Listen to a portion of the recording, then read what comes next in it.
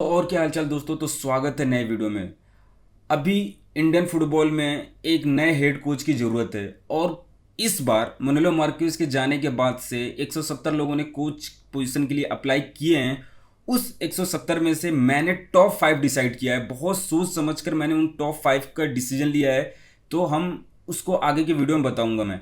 तो पहले डिस्कस करते हैं। देखो, जो ऑल इंडिया फुटबॉल फेडरेशन है उसका जो क्राइटेरिया है कोच चुनने का, दो मेन क्राइटेरिया। पहला कि कम से कम 10 से लेकर 15 साल का उसको एक्सपीरियंस होना चाहिए कोचिंग फील्ड में। दूसरा, वो एएफसी, यूएफए चाहे कॉनमेबोल प्रो लाइसेंस उसके पास होना चाहिए। ये दो मस्ट है। इसके अलावा और भी उसके पास अचीवमेंट है, सर्टिफिकेट्स है, तो बहुत अच्छी बात है। ऑल इंडिया फुटबॉल फेडरेशन का ये क्राइटेरिया है। अगर हम बात करते हैं कि 2019 अगर हम बात करें, 2019 में जब स्टीफन कोस्टाडेन गए थे तो उस टाइम पे इस पोजीशन को भरने के लिए 250 लोगों ने अप्लाई किया था। 2024 में जब इगोर मैच गया थे तो उस पोजीशन को भरने के लिए 270 लोगों ने किया था। लेकिन मनुएलो मार्क्वेज के जाने के बाद से केवल 170 लोगों ने इस जॉब के लिए अप्लाई किया। मैं मानता हूं कि नंबर ऑफ जो पीपल है इंटरेस्टेड है थोड़े कम हुए हैं, लेकिन समय भी बहुत बचा है। मुझे नहीं लगता कि इतना जल्दी all India football federation decision लेगी, और लेना भी चाहिए। तो चलो, 170 जो पीपल ने अप्लाई किया उनमें से अगर टॉप 5 देखा जाए तो देखो, अगर पांचवें नंबर की बात करें तो मेरे हिसाब से पार्क हैंगसू हैं, जो कि साउथ कोरिया के एक कोच हैं। अब इनके क्रेडेंशियल्स देखो, ये है कि ये जब कोच थे वियतनाम नेशनल टीम का, तो वियतनाम 2019 में एएफसी एशियन कप के क्वार्टर फाइनल्स में गई थी। और अगर आप उस टाइम पे फॉलो कर रहे होंगे वियतनाम नेशनल टीम को, तो आपने देखा होगा कि ड्रास्टिक चेंज आया था क्वालिटी में वियतनाम नेशनल टीम के अंदर। तो इनके पास सबसे बड़ी बात है कि ये एक एशिया टीम के साथ हैं, और इनका जो एक्सपीरियंस है एशियन टीम प्लेयर्स और जो यहाँ का सिचुएशन है उससे वो एकदम वाकिफ हैं। तो इसलिए मेरे हिसाब से पार्क हैंगसू एक स्ट्रॉन्ग कंटेंडर है।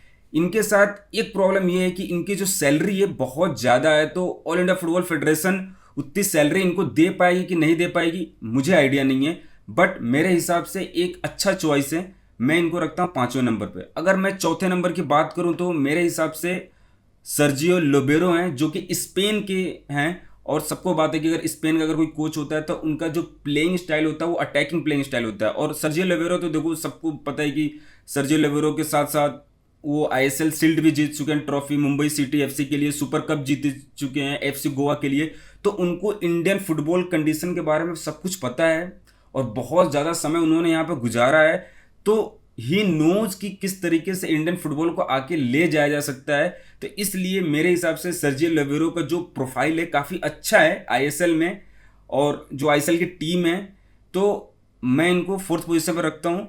हाँ, सर्जियो लोबेरो के साथ मुझे वो फी वाली दिक्कत नहीं है, सैलरी वाली दिक्कत नहीं है। अगर ऑल इंडिया फुटबॉल फेडरेशन चाहे और सर्जियो लोबेरो से अगर बात हो कि अगर उनका करंट कॉन्ट्रैक्ट जो ओडिशा एफसी से है अगर सही तरीके से टर्मिनेट किया जाए, तो वो ऑब्वियसली ज्वाइन कर सकते हैं ऑल इंडिया फुटबॉल फेडरेशन और सर्जियो लोबेरो के बीच में अगर निगोसिएशन होता है तो ये रहा सर्जियो लोबेरो की बात। अगर हम थर्ड नंबर की बात करें तो मेरे हिसाब से थर्ड नंबर पे इंडिया के कोच खालिद जामिल के नाम आता है। देखो, खालिद जामिल इसलिए नाम आता है क्योंकि ये एक ऐसे मैनेजर हैं चाहे कोच हैं जो कि एक वीक टीम, आप एक्सपेक्ट नहीं करोगे कि ये टीम बहुत अच्छा परफॉर्म करेगी, उस टीम के साथ ये बढ़िया परफॉर्म करते हैं।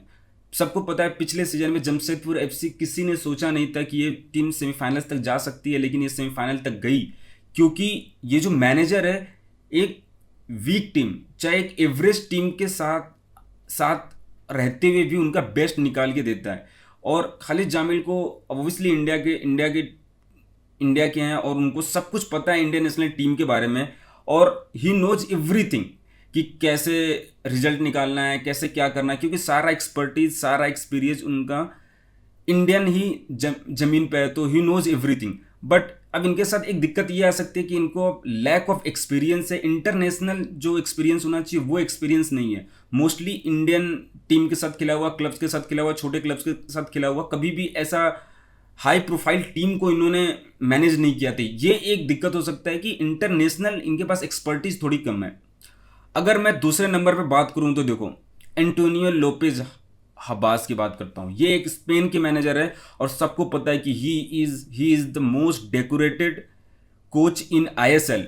ये 2 बार आईएसएल जीत चुके हैं, 1 बार शील्ड जीत चुके हैं, और सबसे बड़ी बात पिछले ही सीजन में इन्होंने इंटर काशी के साथ आई लीग जीता हुआ है। तो इनका प्रोफाइल बहुत ही शानदार है। और सबसे बड़ी बात यह है कि ये जब भी किसी भी क्लब के साथ जाते हैं तो सक्सेस स्टोरी लिख के आते हैं। और इनकी क्रेडिबिलिटी और इनका सबसे बेस्ट चीज़ ये है कि ये बहुत ज़्यादा समय से इंडिया में हैं और टीम्स को मैनेज कर रहे हैं। तो ही नोज एवरीथिंग कि इंडिया को कैसे संभाला जा सकता है। अब इनके साथ चैलेंजेस क्या हो सकता है कि इनकी भी सैलरी काफ़ी ज़्यादा है। ऑल इंडिया फुटबॉल फेडरेशन दे पाएगी कि नहीं दे पाएगी, क्या करेगी, ये एक सोचने वाली बात है। अब फॉर मी अगर आप मेरे से पूछोगे बेस्ट चॉइस क्या है, नंबर 1 मैं बहुत समय से बोलता आ रहा हूँ, पहले भी मैंने इस मैनेजर के बारे में बात किया है, पीटर सगट। ये एक क्रोएशिया जर्मनी के मैनेजर है, उनके पास दोनों जगह का सिटीजनशिप है। ये बंदा के पास यूएफए प्रो लाइसेंस होल्डर है, जो कि बड़ी बात है यूएफए प्रो लाइसेंस होल्डर होना। 30 साल का एक्सपीरियंस है और मल्टीपल टीम को इन्होंने मैनेज कर रखा है और जिस टीम के साथ गए हैं अच्छा किया है। तजिकिस्तान को इन्होंने मैनेज किया, उनको उन्होंने quarter final FC Asia cup के क्वार्टर फाइनल तक पहुंचाए। इन्होंने अफगानिस्तान को मैनेज किया, उनको सैफ चैंपियनशिप के फाइनल तक ले गए। मालदीव्स को मैनेज किया, मालदीव्स के साथ उन्होंने सैफ सुजुकी कप में फाइनल में डिफीट किया था इंडिया को 2-1 से। तो इनकी जो स्टोरी है, किसी भी टीम के साथ जाते हैं तो रिजल्ट लेके आते हैं। अब सबसे बड़ी बात है ये यूएफए प्रो लाइसेंस है, 30 साल का एक्सपीरियंस है, लेकिन इनको एशिया में बहुत ज़्यादा एक्सपीरियंस है क्योंकि उन्होंने मालदीव्स को मैनेज किया है, अफगानिस्तान को मैनेज किया है, तजिकिस्तान को मैनेज किया है। तो इनका जो प्रोफाइल है बहुत ज़्यादा अच्छा है। और मेरे हिसाब से भी, क्योंकि मैंने इनका गेम देखा है, जब एफसी एशिया कप चल रहा था मैंने तजिकिस्तान का गेम देखा है, प्ले ऑफ स्टाइल देखा है, बहुत अच्छा है। अब चैलेंजेस ये है कि पीटर सगट एक हाई सैलरी वाले मैनेजर हो सकते हैं, तो इनको नेगोशिएट करना, पुल करना बड़ा मुश्किल काम हो सकता है ऑल इंडिया फुटबॉल फेडरेशन के लिए। लेकिन आउट ऑफ 170 मेरे हिसाब से पीटर सगट बेस्ट चॉइस है इंडियन नेशनल टीम के लिए। आपको क्या लगता है, ये जो मैंने 5 काउंट करे हैं, 5 4 3 2 1, आप इससे सहमत है या फिर आप किसी और को चाहते हैं इंडियन नेशनल टीम का कोच बनना? Do right in comment section. मिलते हैं नेक्स्ट वीडियो में, तब तक के लिए बाय।